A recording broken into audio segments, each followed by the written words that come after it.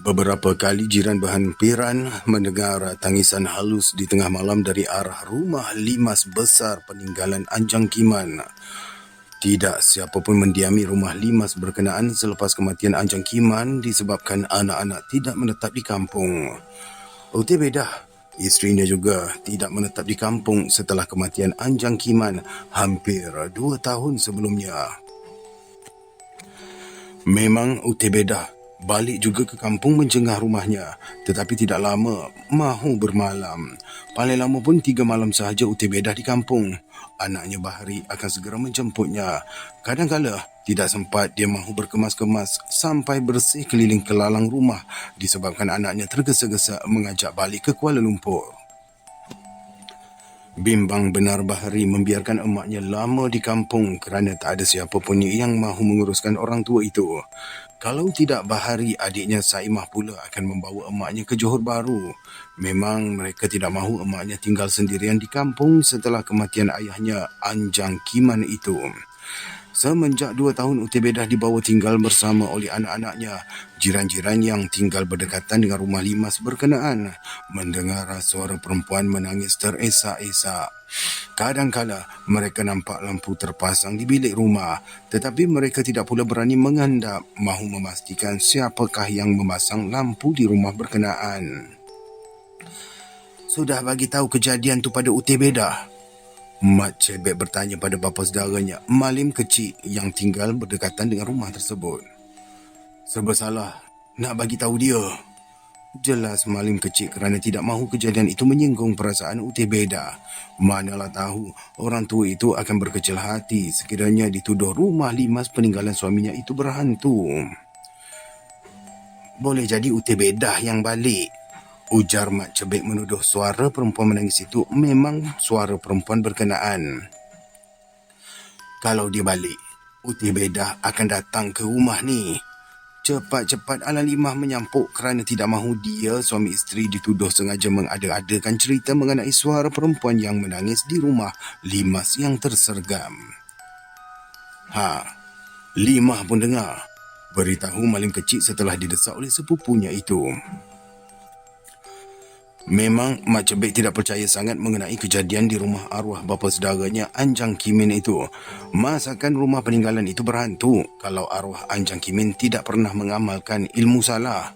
Tahu benarlah Mak Cebek sikap bapa saudaranya yang tidak pernah ambil peduli masalah jiran-jiran. Sepanjang masa dia menghabiskan waktunya di kebun sampai santak senja, tidak ada waktu kalau dia mahu mengamalkan ilmu salah ataupun mengumpat jiran-jiran.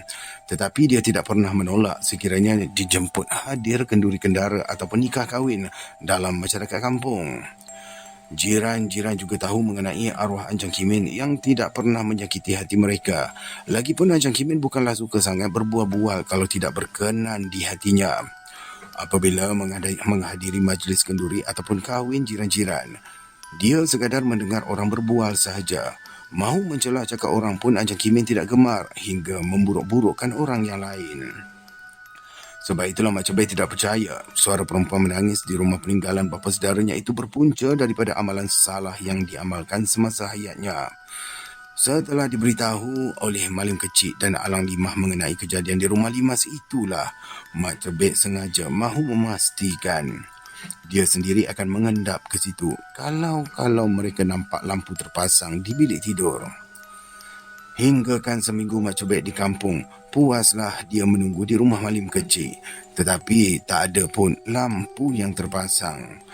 Apabila tidak ada lampu, masakan ada suara perempuan menangis sayup-sayup di tengah malam. Kecewa benar Mak Cebek kerana habiskan masa di kampung semata-mata mahu mengendap di rumah limas arwah Anjang Kimin. Agaknya penunggu tu takutkan kamu lah, Mat. Usik Alang Limah yang sama-sama hampa tidak dapat membuktikan dakwaannya. Sudah ramai orang-orang kampung yang tahu mengenai kejadian di rumah Anjang Kimin itu. Memang Alang Limah sendiri yang beritahu kerana dibimbang ada anak-anak muda yang sengaja mahu menakut-nakutkan dia. Tetapi bukan Alang Limah Malim kecil sahaja yang mendengar suara perempuan menangis di rumah limas berkenaan. Abang Dusak juga mendengarnya, sekalipun rumahnya jauh sedikit ke darat. Ngah Saina juga pernah mendengar tangisan mendayu-dayu tengah malam itu bagaikan merintih tidak menentu. Mulanya, Ngah Sainah menyangkakan Alang Limah yang merintih akibat sakit kepala berdenyut-denyut. Pernah juga Alang Limah pitam tatkala menabur benih padi di tapak semayan disebabkan sakit kepala yang menyerang tiba-tiba. Terpaksa pula Ngah Sainah memapah cari tempat berlindung di bawah rumpun buluh yang merindang. Bukan mereka sahaja yang terdengar, malah ramai juga orang-orang kampung yang mendengar suara perempuan merintih di tengah malam itu. Setelah diamat-amati, memang sah datangnya dari rumah limas yang tersergam.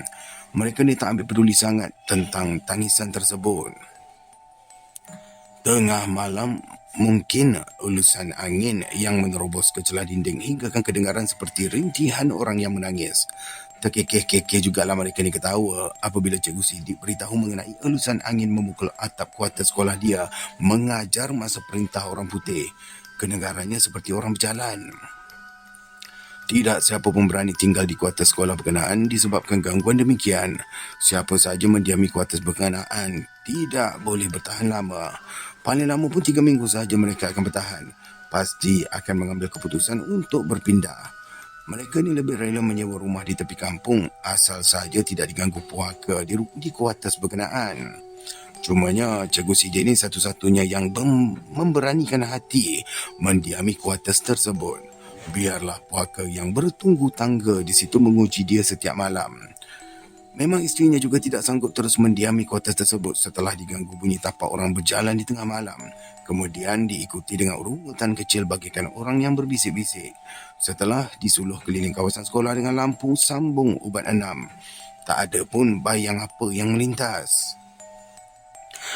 Puas memikirkan cara mahu memerangkap gangguan berkenaan, Cikgu Sidik memadamkan semua lampu hingga kelilingnya menjadi gelap gelita.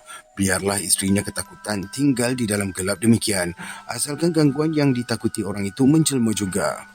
Masa perintah orang putih, memanglah kuartus sekolah diperbuat daripada rumah papan beratapkan 2 lapis. Di sebelah atasnya atap rembiak dan di bawahnya pula atap zinc. Silingnya pula diperbuat daripada papan seperti lantai juga.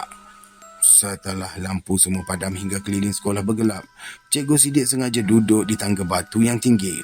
Memang tiang rumah kuartus itu juga tinggi hinggakan boleh meletakkan kereta di bawah rumah pun. Lama duduk di atas tangga, Cikgu Sidik nampak bayangan melintas seperti burung dengan kapak yang melebar.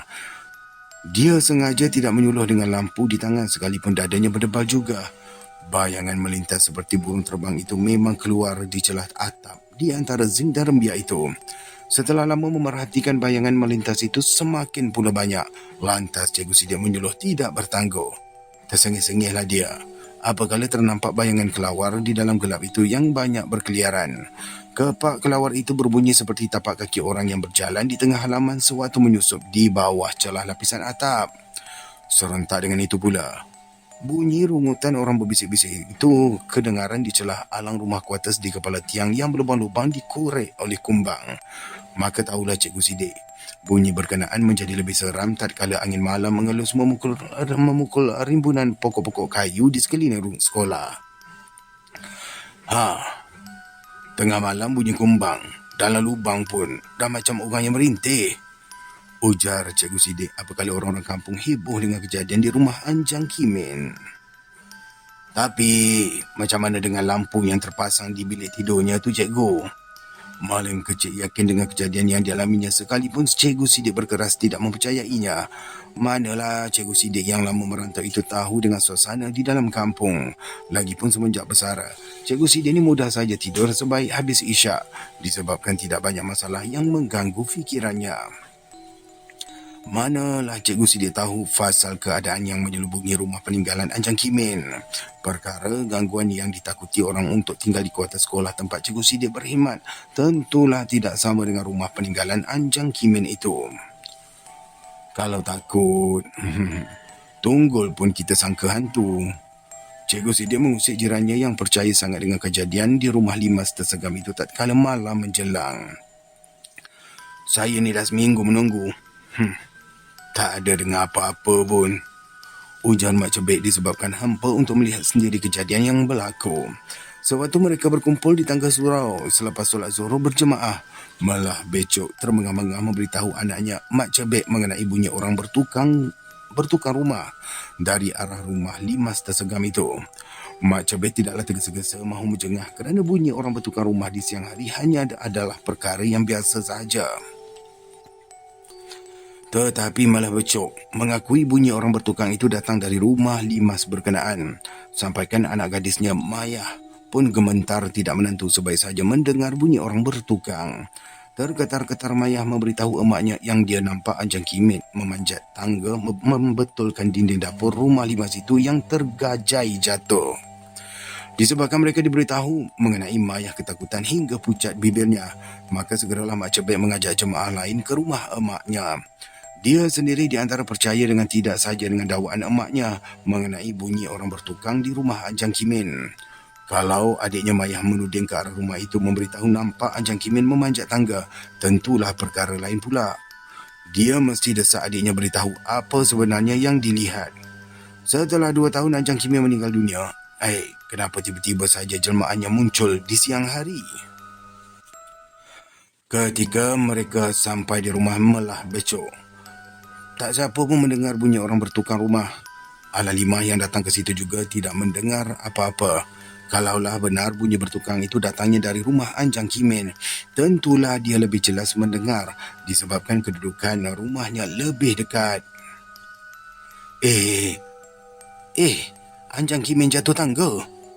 Terjengket-jengket Maya mahu melompat terjun tingkap seolah-olah mahu membantu Anjang Kimin. Cepatlah tolong Anjang Kimin jatuh tu. Kesian dia. Rintih Maya setelah ditegah oleh jiran-jiran supaya tidak terjun ikut tingkap. Mana ada Anjang Kimin? Jerkah Mak Cebet memarahi adiknya yang meronta-ronta mahu melepaskan diri. Adik kamu ni sakitlah, Mat. Lantas Maling Kecil mengingatkan. Kena diubati, bukannya dihedik-hedik macam ni. Tegasnya macam memarahi anak muda itu yang terburu-buru bertindak. Kamu tak tahu beza kan ke orang sakit dengan tidak? Alang Limah juga tidak senang dengan sikap Mak Cebet demikian. Terdiam Mak Cebet. Menyesal juga dia apabila memarahi adiknya tidak bersebab. Dia menyangka yang Mayah ni sengaja berpura-pura menuduh Anjang Kimin jatuh memanjat tangga disebabkan terlalu ketakutan. Mungkin juga Mayah terkejut setelah seisi kampung gempar dengan cerita mengenai rumah Anjang Kimin ada penunggu. Tetapi Mayah benar-benar telah dirasuk. Mulutnya mula berbuih dengan mata yang terbalik. Kalaulah jiran-jiran lambat sampai apabila Malah Becok berkejar ke surau menjemput Mak Cebet, belum tahu apa yang akan terjadi. Boleh jadi Mayah akan terkejam mengelepar dengan tidak dibantu apa-apa. Nak buat apa sekarang ni? Malah Becok tidak keruan dengan... dia bukan Malah Becok. Saya rasa namanya Milah Becok. Kita betul kan? Milah Becok tidak keruan dengan keadaan anak gadisnya resah mahu melarikan diri. Dia mahu segera menyerbu ke rumah limas tersegam untuk membantu Anjang Kimin. Berkali-kali dia memberitahu Anjang Kimin jatuh tangga memanjat untuk betulkan dinding rumah yang tergajai. Macam mana ni cikgu? Segera Mak Cebet berpaling memandang Cikgu Sidik yang terkebil-kebil mata. Hairan juga dia dengan kejadian yang menimpa Maya. Sekalipun jauh di sudut hatinya, tak percaya sangat mengenai bayangan Anjang Kimin. Kenapalah seisi kampung tidak melihat Anjang Kimin jatuh tangga untuk betulkan dinding rumah yang tergajai? Dia sendiri tidak melihat siapa pun di situ. Apatah lagi bunyi orang bertukar rumah mengetuk martol memaku ke dinding. Tetapi memang dia nampak tangga reput tersandar di bahagian dapur rumah. Sedangkan dinding dapurnya tidaklah tergajai. Semua dinding masih lagi kukuh. Sekalipun sudah 2 tahun terbiar disebabkan tidak berpenghuni. 2 kali hari raya berlangsung pun, Utih Beda tidak balik ke kampung. Dia berhari raya bersama dengan sanak saudara sahaja dengan tidak menjengah ke rumah peninggalan. Bukanlah Utih Bedah mahu melupakan kampung halaman. Saya juga dia beritahu Alang Limah mengenai sikap anak-anaknya yang tidak mahu balik ke kampung. Mereka semua tidak perlu lagi balik ke kampung setelah membawa emaknya tinggal bersama. Utih Bedah tidak boleh berkeras sekiranya anak-anaknya tidak mahu mengantarkan dia balik ke kampung. Lagipun tentu dia berseorangan sahaja di kampung kalau anak-anak tidak balik menjengah. Bahari tidak benarkan dia balik ke kampung kalau sekadar mahu berhari raya sehari 2. Bukan Bahari saja tidak rela emaknya balik ke kampung berhari raya, malah Semah juga mendesak supaya ke Johor Bahru. Dia sendiri akan menjemput emaknya supaya berhari raya ke Johor Bahru. Tentu abangnya Bahari juga akan ke Johor Bahru kalau mahu berhari raya dengan emaknya. Tidak ada apa-apa diharapkan di kampung setelah ayahnya Anjang Kimia meninggal dunia. Keluarga emaknya tidak ada di kampung, kecuali saudara jauh sahaja. Biarlah emaknya dibawa tinggal bersama mereka daripada terbiar di kampung. Tidak ada sesiapa pun yang menjengah.